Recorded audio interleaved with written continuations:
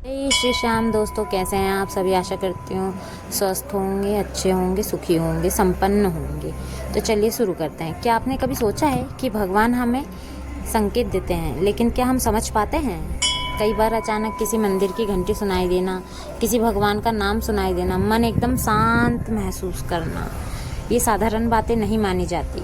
कहा जाता है कि भगवान आपकी बातें सुनते हैं, और जब वह आपकी बातें सुनते हैं ना, तो आपको किसी न किसी रूप में संदेश देते हैं कि आपको उनका पूजन अर्चन और अच्छे से करना चाहिए। आपके मन को एकदम शांत एवं शीतल बना देते हैं। क्या आपके साथ कभी ऐसा हुआ है कि अचानक बिना वजह मन बेचैन हो जाए, या बार बार किसी भगवान का नाम, मंदिर या फिर कोई और संकेत मिलने लग जाए? बहुत से लोग इन्हें सामान्य बातें समझ नज़रअंदाज कर देते हैं, लेकिन धार्मिक मान्यताओं के अनुसार भगवान कई बार हमें आने वाले समय के संकेत देते हैं। आज मैं आपको ऐसे 7 संकेत बताने वाली हूँ जिन्हें कभी अनदेखा नहीं करना चाहिए। वीडियो को अंत तक जरूर देखिए, क्योंकि आखिरी वाला जो संकेत है वह बहुत ही खास माना जाता है। तो चलिए शुरू करते हैं।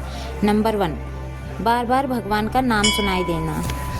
अचानक आप कहीं भी जाएं, किसी भी भगवान का नाम आपको बार बार सुनाई देने लगे, तो यह भी एक शुभ संकेत माना जाता है कि आपको भगवान याद कर रहे हैं, अपने पास बुला रहे हैं कि आइए हमारे दर्शन कीजिए। माना जाता है कि आपका मन भक्ति की ओर आकर्षित हो रहा है। संकेत नंबर 2, मंदिर की घंटियों की आवाज़ सुनाई देना।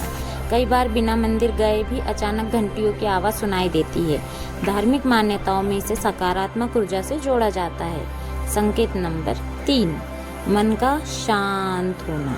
कई दिनों की चिंता के बाद भी मन शांत होने लगे, आपके मन में किसी भी प्रकार की कोई चिंता ना हो, यह भी अच्छा संकेत माना जाता है। कई लोग मानते हैं कि ईश्वर आपके मन को शक्ति दे रहे हैं, जिससे आपका मन शांत हो रहा है।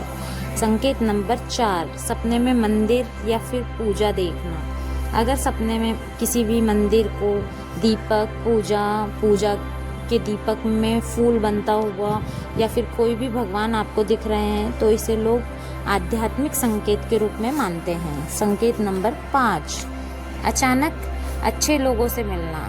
आप किसी भी रास्ते पर जा रहे हों और आपको किसी भी साधु संत के दर्शन हों, तो यह भी एक अच्छा संकेत माना जाता है, क्योंकि कहा जाता है कि बिना हरि कृपा मिले ही नहीं संता।